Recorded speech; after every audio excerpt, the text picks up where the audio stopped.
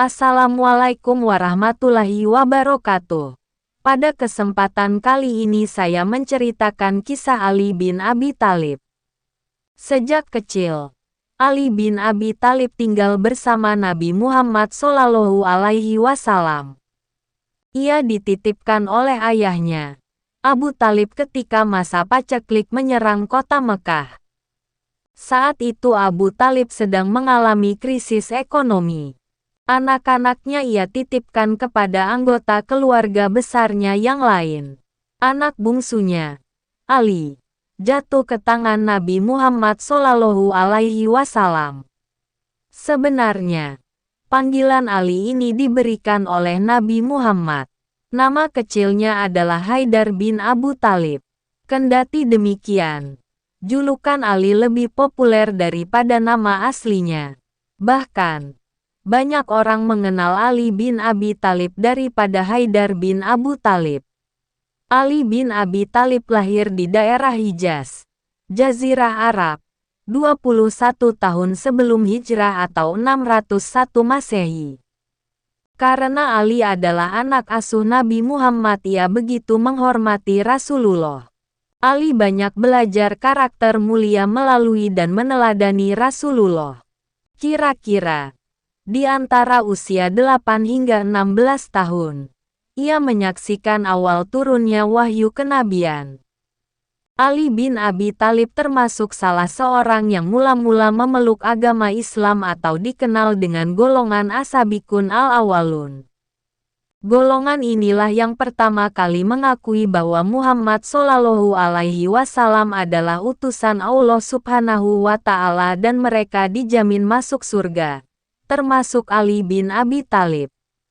Di kalangan pemuda Arab, Ali adalah pemuda pandai. Di masa itu, amat jarang ada orang yang bisa membaca dan menulis. Termasuk Nabi Muhammad adalah sosok ummi atau buta huruf.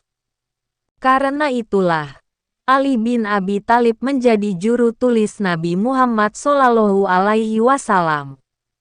Ali seringkali menuliskan surat yang dibacakan oleh Rasulullah. Karena kepandaiannya itu, Ali bin Abi Thalib mendapat julukan Babul Ilmi atau pintu pengetahuan. Salah satu cerita penting dalam Islam mengenai ketokohan Ali bin Abi Thalib adalah ketika ia menjadi tameng Nabi Muhammad pada peristiwa hijrah.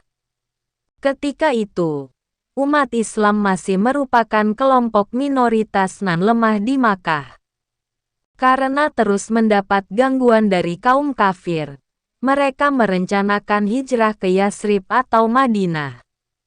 Semua rombongan sudah berangkat, kecuali Nabi Muhammad, Abu Bakar, dan Ali bin Abi Thalib. Pada malam keberangkatan hijrah, rumah Rasulullah dikepung orang-orang kafir Quraisy untuk membunuh beliau. Saat itu, Ali bin Abi Thalib berperan menggantikan Nabi Muhammad SAW di tempat tidurnya. Tindakan itu bertujuan untuk mengelabui para pengepung rumah Rasulullah. Orang-orang kafir menyangka bahwa Nabi Muhammad SAW masih tidur, berbaring di tempat tidurnya. Padahal sebenarnya beliau menyelinap, berangkat hijrah bersama Abu Bakar. Yang berbaring di tempat tidurnya tidak lain adalah Ali bin Abi Thalib. Setelah masa hijrah, Ali bin Abi Thalib menikah dengan putri Rasulullah SAW, Fatimah Az-Zahra. Ia sangat mencintai istrinya itu, sampai-sampai ia tidak menikah dengan perempuan lain ketika Fatimah masih hidup. Kemudian, setelah Fatimah meninggal, barulah Ali menikah dengan perempuan-perempuan lain, mencakup Ummu Banin binti Haram, Laila binti Mas'ud, Asma binti Umais, Sahbah binti Rabia, Umamah binti Abil Esh, Haulah binti Jafar, Ummu Said binti Urwah, dan Mahabah binti Imru'ul Qais. Dari istri-istrinya itu, Ali bin Abi Thalib memperoleh 23 anak, terdiri dari 15 anak laki-laki dan 18 anak perempuan.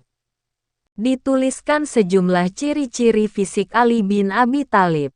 Dari perawakannya, ia memiliki tinggi sedang, tidak terlalu tinggi dan tidak pendek.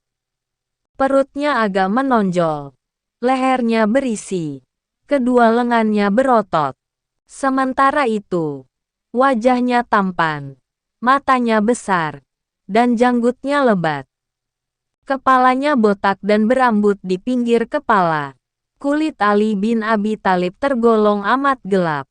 Usai meninggalnya Nabi Muhammad SAW, Ali bin Abi Thalib merupakan sosok penting dalam pemerintahan Islam. Selepas kekuasaan politik bergulir dari Abu Bakar, Umar bin Khattab, dan Utsman bin Affan, tampuk kehalifaan jatuh ke pundaknya. Ali bin Abi Thalib kemudian resmi menjadi khalifah keempat pada 35 H. Ia berkuasa sekitar 5 tahun, sejak 35 hingga 40 Hijriah 655 sampai 660 Masehi. Ali bin Abi Thalib meninggal pada Ramadan 40 H ketika salat di Masjid Agung Kufah. Ia diserang oleh Abdurrahman bin Muljam dengan pedang yang diberi racun. Ketika sedang sujud salat subuh, Abdurrahman bin Muljam menusuk Ali bin Abi Thalib, yang berakhir dengan meninggalnya khalifah keempat ini, sekaligus penutup kekhalifahan Rasyidin.